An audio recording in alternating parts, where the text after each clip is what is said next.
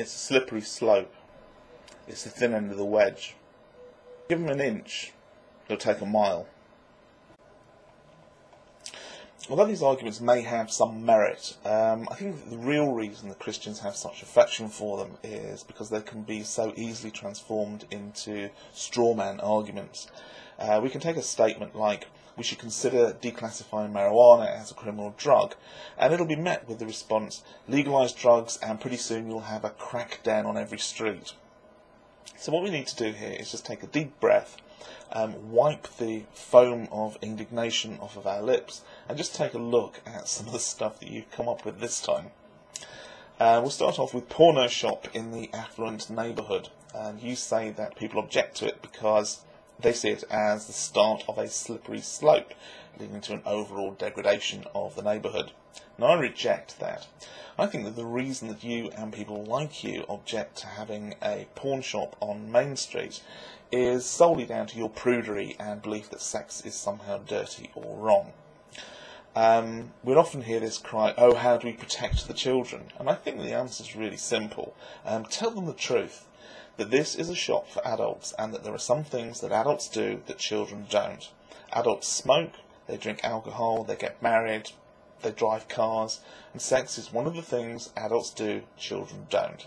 Children don't need to know every single detail about sex, especially when they're very young, but just be honest with them.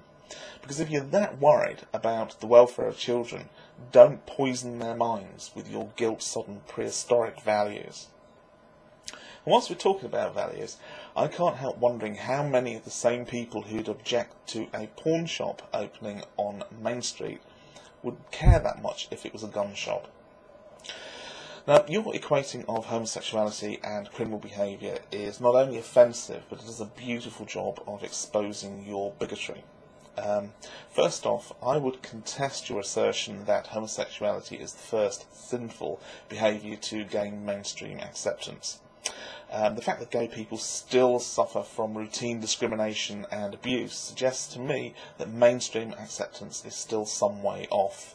I say that divorce has made it into the mainstream way before homosexuality. Divorce has to be sinful behaviour because you're breaking a promise that you've made in front of God. But there doesn't seem to be that much discrimination against people who are divorced. People don't get beaten up in the street because they're divorced, and people don't get fired from their jobs because they're divorced. I think the key flaw in your overall argument is really where you start equating sin and crime, because they're really not the same. I'll grant you that some sins, they are identified as crimes, sins like murder or thievery, but there are plenty of sins that are pretty much victimless. And sin is really just the breaking of an arbitrary rule without any consideration of whether that rule makes sense in the first place. Now, you've been through this before, and you've made an argument that, there's God's law and moral law and all this sort of stuff, but it really is a rotten argument. It's nothing more than your attempt to justify your cherry-picking from the Bible. I think that accusing anybody of trying to justify antisocial behaviour based on their genetic predisposition is a straw man. Heterosexual men, for example, are genetically predisposed to inseminate as many fertile females as they can, and yet we consider rape to be a crime. And there's a very good reason for this. Sex between two consenting adults has no victim. So whilst adultery is a sin, it's not a crime. Sex with a non-consenting person, that's rape. That has a victim, and therefore it is a crime. Now, you've voiced your concern that people have stopped contrasting their own morality with that of God, and all I can say is good, because I can give you a really good reason as to why that may have happened. Rational people have looked at God's morality, and they found it severely wanting. And what we have now is a definite improvement. You and I live in societies that identify themselves as being democracies, and people who live in democracies have rights and expectations. And one of the expectations that we have is that we can be civilised when enforcing the law and resolving disputes. You have a quick look at your Bible and at any modern theocracy, and you'll see that violence is the first resort in resolving any kind of conflict. And as you say later in your video, I know which kind of society I prefer to live in. Now, as part of your continuing bogus argument, you ask, what are we going to define as criminal behaviour? And that seems pretty self-evident to me. It's going to be anything that harms somebody else. So, two consenting adults of the same sex having sex together is going to harm nobody. Smoking a joint in your own home in privacy harms no one. Breaking into next door and nicking their TV set so that you can fund your drug habit, well, that does harm somebody, as do murder and rape. Lying? Well, sometimes it protects people, sometimes it harms them. But I've said this before, the fact that you can't tell the difference is rather worrying, because what it means is that you are the one living in a moral vacuum, not those people who can figure it out for themselves. Because you go on to attempt to join homosexuality and child rape. And all that is another nasty and bigoted lie, because in actual fact, most cases where children are raped by adults, those adults actually identify as heterosexual. So it would have been more accurate to use an example of somebody who has a genetic predisposition to be heterosexual, whilst having another for attraction to children. But that, of course, is going to get in the way of your lie that homosexuality and child abuse are the same thing. As for arguing that a person's genetic predisposition to hurt somebody else would make that behaviour acceptable, that's not the start of a slippery slope. That's just a lie engineered to whip up hysteria.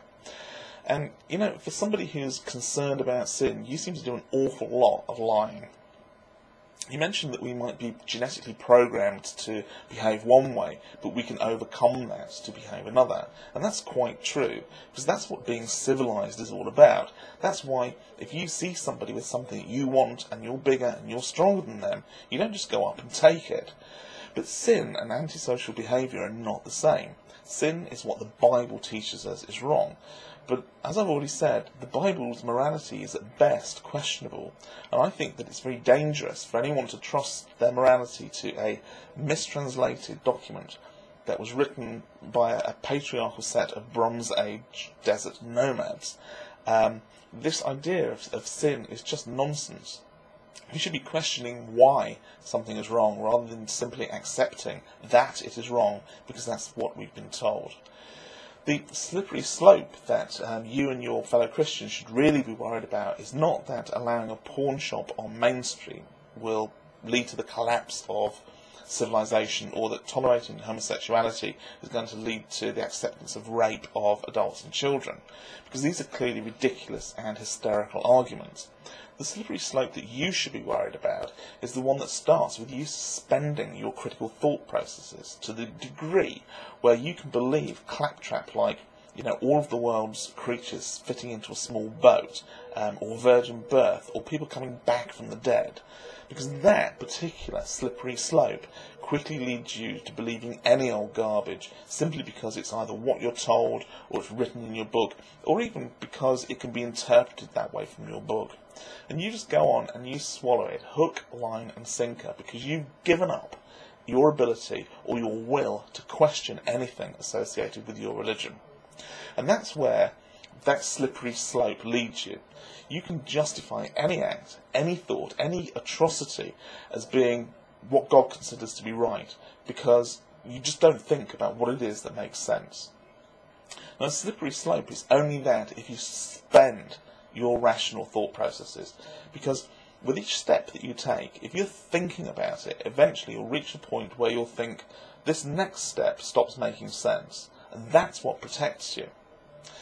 Give up your ability to question, as you've done with your religion, and that's not a slippery slope, that's free fall.